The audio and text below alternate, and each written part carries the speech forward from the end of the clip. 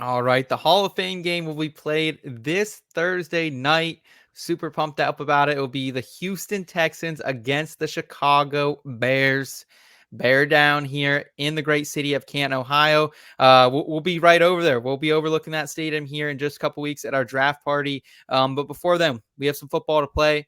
We have no confirmation as of Tuesday night who will be active, who will be inactive here. The rumors on the street in the Twitterverse is that Caleb Williams will see at least one series. I've seen multiple reports. People are actually expecting some of the Texans offense to take the field here for at least one drive as well. That could potentially be because they have some new weapons there. Stephon Diggs, probably no Joe Mixon in this one. He's been banged up to begin camp. So with that being said, Eric, any thoughts that you have on just preseason DFS in general as we kind of get into things? And obviously we know if you've played any variety of preseason DFS before, all the players, they're one price. So we don't really care about price tag and finding values. It's all about the people who can score the most points here and also kind of diversifying your roster at the same time, my friend. Yeah, so there's two things to consider with regard to the Hall of Fame game, or just week one of the preseason in general, but also an overarching point with regard to the preseason. The biggest challenge that you have to overcome to be successful in these DFS streets for preseason is finding players who are going to be on the field for a significant amount of time, right? You Yep. talk about these reports where the starters might get a series, right? I would Yep. be surprised to see that, but even that point, rostering any of them is not going to move the needle for you in terms Yep. of accumulating fantasy points. There are positions, though, that are going to be on the field every single snap. Both defenses need to be in Yep. play, and generally speaking, 95% of the time plus, you see both kickers play the entire game. So in this showdown format, looking at those four players as a core foundation is critical, right? If you want to go as far to put any of them in the captain spot, you can. That's a bit more of like a cash game or double up type of approach. If you want to keep them as flex players and take stabs at some upside players as your captain, that's more of the GPP large field tournament approach. But generally speaking, you should be looking at rostering three, if not all four, of the defenses and starting kickers for these preseason showdown slates. Great point. I appreciate your breakdown of the different formats there. And let's consider here we are playing in more of a tournament style here. We're trying to kind of ladder up. 50K goes to first one in this NFL showdown over on DraftKings, 200K enshrinement ceremony. With that being said, Eric, do you have a good read on who in this tournament style you would put up in that captain slot? Yeah, so for me, this is going to expose some of my bias. My favorite player to put in the captain spot is Jawar Jordan. Oh He my, is wow. he is the running back for the Houston Texans. A lot of that has to do with my Texans fandom, but more so, a former colleague of mine, Aaron Wilson, is reporting that both Jordan and, randomly enough, Dameon Pierce are expected to see the majority of the workload out of this Texans backfield in the Hall of Fame game. Because of that, Jordan is expected to be fairly popular in terms of his rostership. So, having him in your captain spot, you might not be able to ladder up a ton, but in terms of the guy that I think is most likely to score the most points, it's Jordan by a fairly wide margin for me. I was going to say the exact same thing. This is a rookie running back out of Louisville. Mm-hmm. Sprinter has some speed here. Actually, was one of the heavy favorites to win the 40-yard dash here. Come back at the combine. Didn't show that great here, but was still electric at Louisville. Also a great returner, so we could see him potentially on kickoffs throughout the game as well. Steve, any argument from you with putting Jordan, the third string running back for the Texans, in our captain slot? I don't have like a problem with it. I think it's a solid enough pick. If I'm going with a captain spot, I'm going to go with Tyson Bagent for the Bears, the backup quarterback. He's fighting for a roster spot, and I usually like to go with quarterbacks. Uh, Anyone who could play a majority of the game. Like Eric said, that's what you want. I think he'll probably play a majority of the game and see what they got to see what they have behind Caleb Williams right now. So I like that choice a bit more as my captain, but I like Jordan just as much. I'm kind of expecting Bagent to potentially play like everything but maybe that first series or two if we do see Caleb Williams out there in the first half. So we might see Reppin and Austin Reed each kind of both get the third and fourth quarter themselves. So I think you're still probably right that out of all the quarterbacks, especially on the Bears side of things, Bagent could be one. So I think Bagent should be in our lineup regardless. Eric, any pushback on Bagent, who Division II quarterback out of Shepherd? This is second year in the season. He kicked my IUP Crimson Hawks ass a couple different times in the championship game and in the Final Four there of the D2 schools. Yeah, I'll push back a little bit in so much as I think that Bagent is pretty well locked in as the second quarterback in this depth chart, at least the favorite to be so, right? He played better than most expected in his limited action last year. He's been a model citizen over the course of his involvement in camp and training programs and things like that. And I do think with this extra game, we find coaching staffs wanting to do a little bit more player evaluation, right? So to my point earlier about kind of a cash game approach as opposed to a tournament approach, Yeah. I think Bagent's a fine play in the cash games, right? He probably will see about a third of the quarterback snaps when it's all said and done. If you want to shoot for the moon, though, I love speculating with Austin Reed, right? This is a kid that has shown to be electric at times from his tenure at Western Kentucky, a kid that the coaching staff should want to get some eyes on and get a handle of whether or not he is going to be, in contention for the QB3 spot, whether he's going to be a practice squatter, right? So I think that we can shoot for some upside with Austin Reed, but in terms of kind of the median point of the projection, Bagent does look to be a bit more stable. Okay. All right. Yeah. So if you're playing a couple different lineups, Austin Reed might be a guy to throw in there and see what he can do. And the thing you got to love about those 4-string quarterbacks in preseason DFS is, hey, they're playing against the worst people. You know what I mean? Yeah. It didn't work last year. I remember in the Hall of Fame game, I was heavy on Straholski or whoever the Jets Canadian football quarterback was. I remember he burned me in a couple lineups out here. Is there anyone from the wide receiver cores that you guys would be interested in? The only person, like, when it comes to looking at who could be out there for the Bears with the second string guys, it's Tyler Scott, Velus Jones Jr., still somehow in the league, even though he's 45. Just kidding. DeAndre Carter is out there. You got the Colin Johnsons, the Dante Pettises, the Freddie Swains, kind of like, no one of super note there. I will say, though, overall on the Texans side with their third string unit probably running out there, Ben Skoranek. If you guys remember him from his Rams day, kind of a scrappy slot player, can also play a little bit on the outside as well. Yeah, he's coming in here. Going to be his first year with the Texans. How do you feel about it, Steve? Any interest in Ben Skoranek, or is there a different wide receiver on these teams that you're targeting? This honestly, this is like the hardest fucking question in the entire world. It's like, I mean, I don't know. The janitor's probably gonna get a few snaps in there too. Like, this is hard as fuck. If I want a wide receiver, honestly, I probably want to go. I'm gonna butcher his name, and I apologize because I've heard it pronounced 17,000 different ways. Romo Dinze. Honestly, I think that's the wide receiver I want because I think early on in the game, they'll use him, target him, get him a series, and probably try to get him a touchdown just to get him going and see what he can do. Because we know what Keenan Allen is and we know what DJ Moore is, and they probably want to see a little something out of the rookie. So I wouldn't be shocked to see him get some playing time in this. And I think he could really put up like a quick, 3-catch, 40-yard, 1 touchdown, boom, he's out of the game, and you kind of move on.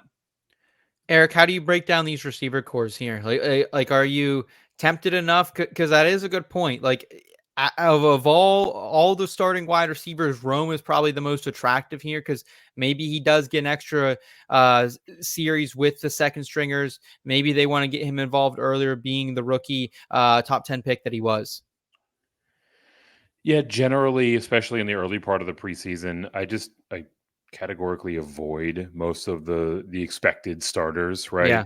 It would be weird for them to say pull all of their starters after one series. I'm not even entirely sure we see the starters at all in this Hall of Fame game. But let's say they all get a series, and then the the 9th overall pick, a top 10 investment in wide receiver, they trot him out there for a second series with a bunch of guys that might not put him in the best position to win, or hang him out over the middle, or whatever it might be. It would be kind of a weird sense or a weird vibe to see out there. So just as more of like a blanket rule, I'm usually not considering any of the starters unless there is crystal clear reporting that they're going to get a fair amount of run, or if we are much deeper into kind of the dress rehearsal stage of the off season.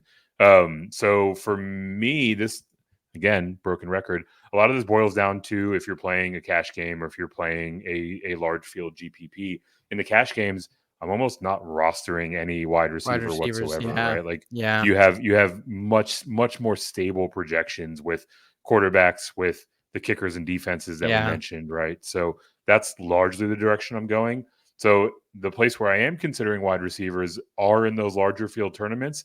And in those cases, I want to shoot for upside, right?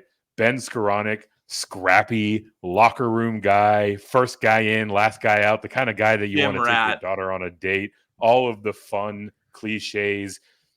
I don't think that he really has the upside there, right? You might be on the field a bit more, but if I'm shooting for upside in these large field tournaments, I'm generally looking at the guys that are on the fringe of the roster and that have an athletic profile that they can potentially break out, right? So we've heard reporting out of Houston that D'Amico Ryans wants to see more run from his younger players. So it has me looking towards guys like John Mechie or specifically Xavier Hutchinson.